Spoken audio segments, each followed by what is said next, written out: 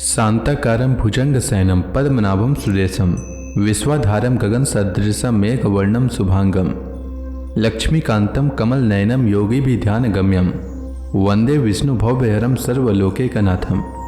मंगलम भगवान विष्णु मंगलम गरुड़ध्वज मंगलम पुंडरीकाक्ष मंगलाय तनोहरि।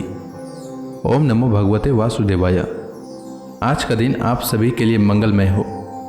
आइए सुनते हैं ज्येष्ठ मास कथा का 5वां अध्याय। राजा परीक्षित ने पूछा, गुरुदेव, स्वयंभू मनु का वंश विस्तार मैंने सुन लिया। इसी वंश में उनकी कन्याओं के द्वारा मरीचि आदि प्रजापतियों ने अपनी वंश परंपरा चलाई थी। अब आप हमसे दूसरे मनुओं का वर्णन कीजिए। ब्राह्मण, ज्ञानी महात्मा जिस जिस मनवंतर में महामहिम भगवान के जिन जिन अवतारों और लीलाओं का वर्णन करते हैं उन्हें आप अवश्य सुनाइए।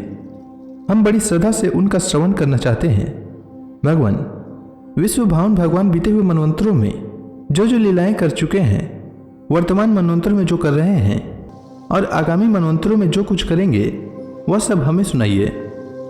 श्री सुखदेव जी ने कहा, इस कल्प में स्वयंभू आदि 6 मनवंतर बीत चुके हैं। उनमें से पहले मनवंतर का मैंने वर्णन कर दिया। उसी में देवता आदि की उत्पत्ति हुई थी। स्वयंभू मनु की पुत्री आकुति से यज्ञ पुरुष के रूप में धर्म का उपदेश करने के लिए तथा देवहूति से कपिल के रूप में ज्ञान का उपदेश करने के लिए भगवान ने उनके पुत्र रूप से अवतार ग्रहण किया था। परीक्षित, भगवान कपिल का वर्णन मैं पहले ही कर चुका हूँ।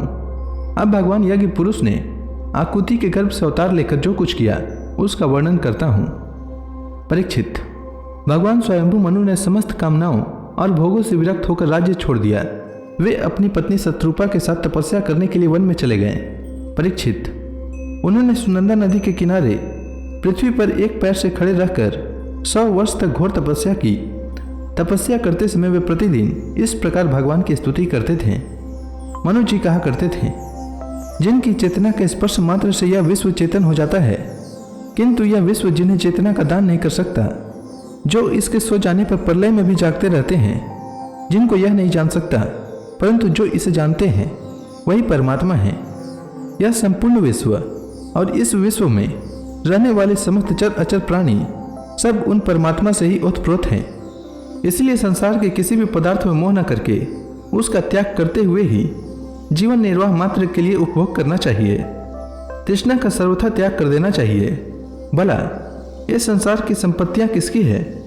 भगवान सबके साक्षी हैं। उन्हें बुद्धि वृत्तियां या नेत्र आदि इंद्रियां नहीं देख सकती, परंतु उनकी ज्ञान शक्ति अखंड है।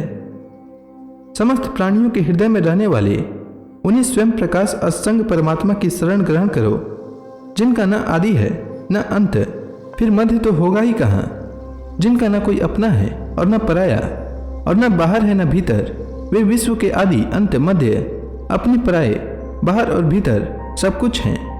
उन्हीं की सत्ता से विश्व की सत्ता है। वही अनंत वास्तविक सत्य पर ब्रह्म है। वही परमात्मा विश्व रूप है। उनके अनंत नाम हैं। वे सर्वशक्तिमान सत्य, स्वयं प्रकाश, अजन्मा और पुराण पुरुष हैं। वे अपनी माया शक्ति के द्वारा ही विश्व सृष्टि के जन्म आदि को स्वीकार कर लेते हैं और अपनी विद्या शक्ति के द्वारा उसका त्याग करके निष्क्रिय सत्स्वरूप मात्र रहते हैं। इसी से ऋषि मुनि नैष्कर्म्य स्थिति अर्थात ब्रह्म से एकत्व प्राप्त करने के लिए पहले कर्म योग का अनुष्ठान करते हैं। प्रायः कर्म करने वाले पुरुष ही अंत में निष्क्रिय होकर कर्मों से छुट्टी पा लेता है। यूं तो सर्वशक्तिमान भगवान भी कर्म करते हैं, परंतु वे आत्मलाभ से पूर्ण काम होने के कारण उन कर्मों में आसक्त नहीं होते हैं। अतः उन्हीं का अनुसरण करके अनासक्त रहकर कर्म करने वाले भी कर्म बंधन से मुक्त ही रहते हैं।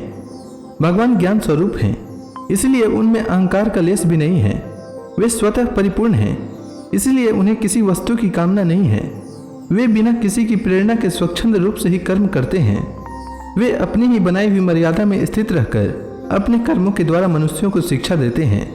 वे ही समस्त धर्मों के प्रवर्तक और उनके जीवन दाता हैं। मैं उन्हीं प्रभु की शरण में हूँ। श्री सुखदेव जी कहते हैं, परीक्षित, एक बार स्वयंभू मनु एकाग्र चित्त से इस मंत्र में उपनिषद स्वरूप श्रुति का पाठ कर रहे थे। उन्हें नींद में अचेत होकर बड़बड़ाते जान भूखे असुर और राक्षस खार डालने के लिए उन पर टूट पड़े। यह देखकर अंतर्यामी भगवान यज्ञ पुरुष अपने पुत्र याम नामक देवताओं के साथ वहां आए। उन्होंने उन खार डालने के निश्चय से आए हुए असुरों का संहार कर डाला और फिर वे इंद्र के पद पर प्रतिष्ठित होकर स्वर्ग का शासन करने लगे। परीक्षित, दूसरे मनु हुए स्वारुचिस। वे अग्नि के पुत्र थे। उनके पुत्रों के नाम थे द्युमान, सुषेण और रोचिसमान आदि। उस मनवंतर में इंद्र का नाम था रोचन। प्रधान देवगण थे तुषित आदि, ऊर्ज स्तंभ आदि। वेदवाणी गण सप्तर्षि थे। उस मनवंतर में वेदशिरा नाम के ऋषि की पत्नी तुषिता थी। उनके गर्भ से भगवान ने अवतार ग्रहण किया और विभु नाम से प्रसिद्ध हुए। वे आजीवन नैष्ठिक ब्रह्मचारी रहे। उन्हीं के आचरण से शिक्षा ग्रहण करके 88,000 व्रतनिष्ठ ऋषियों ने भी ब्रह्मचर्य व्रत का पालन किया। तीसरे मनु थे उत्तम। वे प्रिय व्रत के पुत्र थे। उनके पुत्रों के नाम थे पवन, संजय, यज्ञहोत्र आदि। उस मनवंतर में वशिष्ठ जी के प्रमद आदि 7 पुत्र सप्तर्षि थे। सत्य, वेदश्रुत और भद्र नामक देवताओं के प्रधान गण थे और इंद्र का नाम था सत्यजीत। उस समय धर्म की पत्नी सुनेत्रा के गर्भ से पुरुषोत्तम भगवान ने सत्यसेन के नाम से अवतार ग्रहण किया था। उनके साथ सत्यव्रत नाम के देवगण भी थे। उस समय के इंद्र सत्यजीत के सखा बनकर भगवान ने असत्यपरायण, दुशील और दुष्ट यक्षों, राक्षसों एवं जीवद्रोही भूतगणों का संहार किया। चौथे मनु का नाम था तामस। वे तीसरे मनु उत्तम के सगे भाई थे। उनके पृथु, ख्याति, नर, केतु इत्यादि 10 पुत्र थे। सत्यक, हरि और वीर नामक देवताओं के प्रधान गण थे। इंद्र का नाम था त्रिशिख। उस मनवंतर में ज्योतिर्धाम आदि सप्तर्षि थे। परीक्षित, उस तामस नाम के मनवंतर में विधृति के पुत्र वैधृति नाम के और भी देवता हुए।